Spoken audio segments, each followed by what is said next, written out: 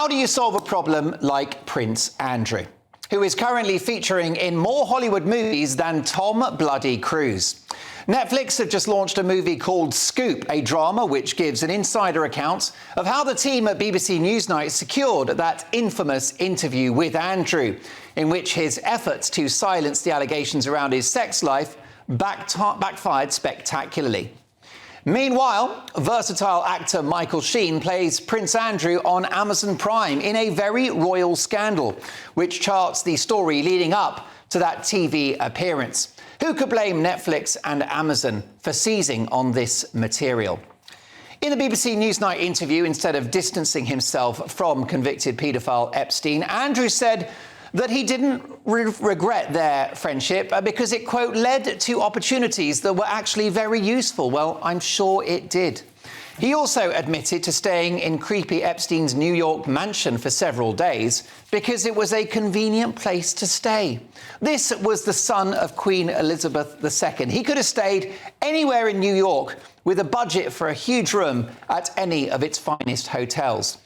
And in the interview, Andrew admitted that he took residence at the billionaire's pad after Epstein had served time for soliciting a minor for the purpose of prostitution. Charming. And when asked about the many underage girls that photographed leaving the billionaire's house, Prince Andrew said, "As far as I was aware, they were staff." Yes, Andrew, but what jobs were they doing? They were more likely on the job. Now, in the interview, he questioned the accuracy of that photograph with his accuser, Virginia Giuffre, confirming that it is him in the picture, but not necessarily his hand. So what's going on? Did he use a stunt double? And hilariously, he denied dancing with Virginia Giuffre at a London nightclub because he says he has a rare condition in which he cannot sweat. Well, he's sweating now, isn't he? As these movies heap more embarrassment and shame on the family. Now, Prince Andrew denies all allegations made against him and has settled for several £1 million against Giuffre, but without acknowledging any guilt or culpability. He may well be 100% innocent of any wrongdoing. He could be the victim of a terrible stitch-up. He could. Who knows? But with his poorly judged actions, it's very clear that this right royal numpty has brought this crisis on himself.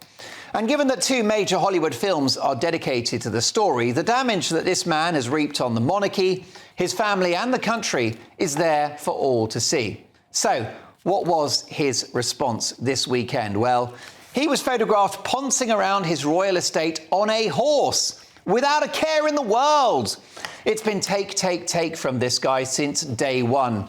Receiving a multi-million-pound mansion from his mother when he married Sarah Ferguson, only to flog it years later for a huge profit. Pocketing 17 million quid from the sale of a Swiss chalet. Nice work if you can get it. Darting around the world at the taxpayer's expense as some kind of self-appointed business ambassador. What does Prince Andrew know about running a business? He couldn't run a bath. A butler probably does it for him. Prince Andrew has all the financial acumen of Katie Price. Good friend of mine, Katie. I probably shouldn't lump her in with this numpty. So what next for Andrew? Well, a few weeks ago, I suggested that he should remarry Sarah Ferguson and take a path back to respectability, discreetly serving the nation behind the scenes and trying to repair the damage. And talk about damage. As well as being relieved of his public royal duties, he lost his military honours, most recently passed over for promotion to the rank of Admiral.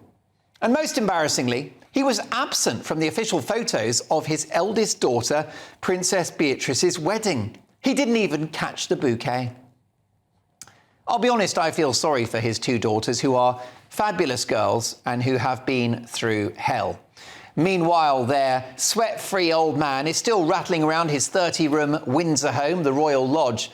Let's be honest, he's the world's poshest squatter, and he's still living high on the hog.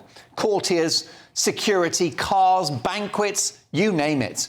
Although our dynamic new king has cut his ludicrous annual budget of £250,000. Teaching the Queen's apparently favourite and, in my view, spoiled son that actions have consequences. Prince Andrew could have styled out this crisis if he had some humility and capacity for self-reflection. but a top royal insider has told me in confidence that there is no well of goodwill among family members or indeed the staff at the palace, who I'm told can't stand him. My source, who couldn't be better connected, tells me that Andrew is notoriously pompous and rude. Now, these are allegations for which I don't have tangible evidence. It's what I've been told by an insider. You can decide for yourself. Ultimately, you reap what you sow. Back in the day, this horse-loving royal was a stallion. Now he's a donkey, and he's heading straight for the knacker's yard.